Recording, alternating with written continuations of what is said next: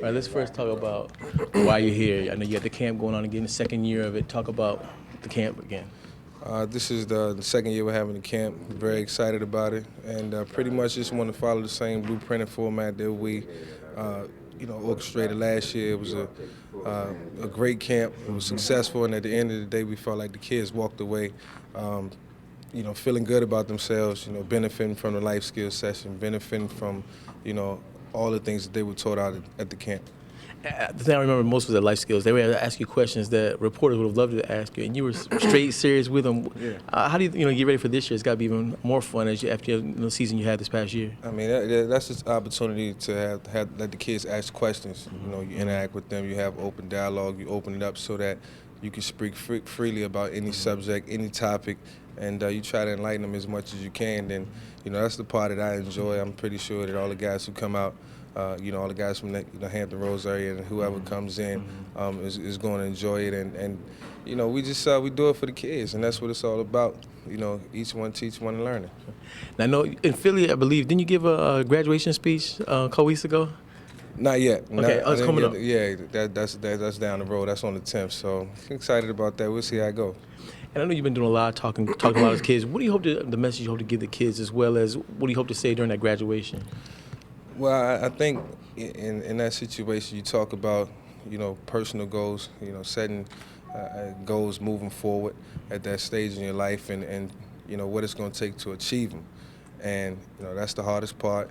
It's about staying persistent and just staying encouraged and knowing that it's going to be some ups and downs and downfalls, but it's all about how resilient you are, how you can come back from it.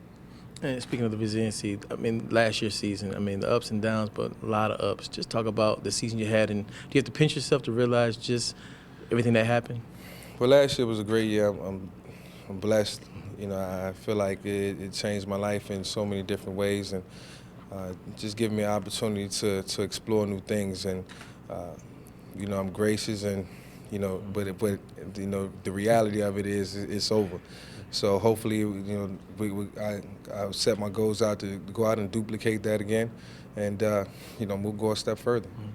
Do you feel pressure on that, or because everything you went through, it's not much pressure? You just go out and just be Mike. It's gonna always be pressure in football. It'll never be a game where you don't have any pressure on you. You can be 2-12 and still have pressure going into the last couple of games. So you just have to take the approach that you're gonna go out and play with confidence. You're gonna make sure you're prepared and make sure that you're committed to winning.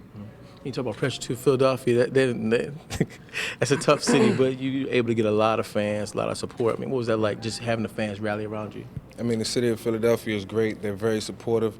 I couldn't have ended up in a better city, and I'm just excited about the opportunity going out and trying to help them win the Super Bowl, accomplish something that hasn't been done. So it's a challenge for all of us, but we all know that it has to be a collective achievement, amongst everybody, and we all have to work together and make sure that we do everything right.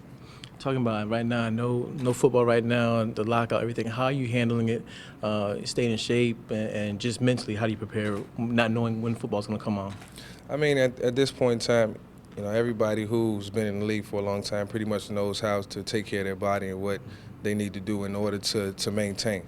I certainly know I try to enlighten the young guys on what to do, try to keep them working out and help them maintain as best as they can right now, even though it's a difficult situation when you're young. But you also want to be smart at the same time.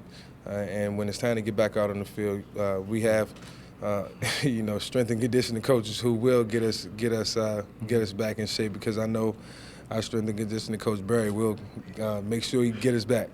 And talk about getting you back. I know another person who helped you out was Tom Anderson. Are you still working out with him? Still working out with Tom Anderson. He's now training Tyrod and a couple of guys local in the area, and excited about what he's going to be able to do. We just shot an app for the phone, as far as our workout regimen, and I think that's going to be very beneficial to a lot of high school kids coming out and improving their workout regimen, helping them gain speed. And do you think that too, knowing that, okay, you were off for a long time, having him help you, do you feel like, you don't think you're going to lose anything, do you, by being out, not being actually at football camp?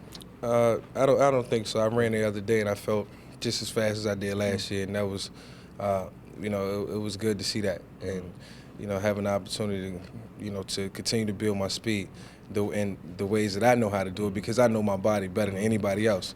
So I know what I need and I know what it takes to maintain. And I don't do the average workouts during the off season. I have my own regimen because I feel like, what I do is very important in regards to my game. So, my workout schedule is different than everybody else's, and that's a little clip that we showed on my app. Talk about too, because I know Tommy Anderson and what he's done with a lot of sprinters in this area. How tough? I read some of the stuff that he did as well, but how tough was his workouts? His workouts were excruciating at times as far as the pain. They wasn't easy, and he just did a phenomenal job in teaching and making sure that we worked every muscle. We didn't overdo it, but at the same time, we overachieved, and I'm thankful for that. I'm thankful for him and what he's done, and he'll definitely be blessed for what he's doing. Yeah, two last questions. I appreciate you talking to me. Mentally, how do you prepare with not knowing when football is going to begin? How do you deal with that as an athlete, knowing you've done it before, but now waiting to see? How do you deal with the whole waiting game now? You just got to wait. That's how you deal with the waiting game. You wait. You find ways to occupy your time. I know for me right now is handling personal business and playing a lot of golf. So I just I'm enjoying it. I'm enjoying the time, but at the same time making sure that I take the time out to take care of my body as well.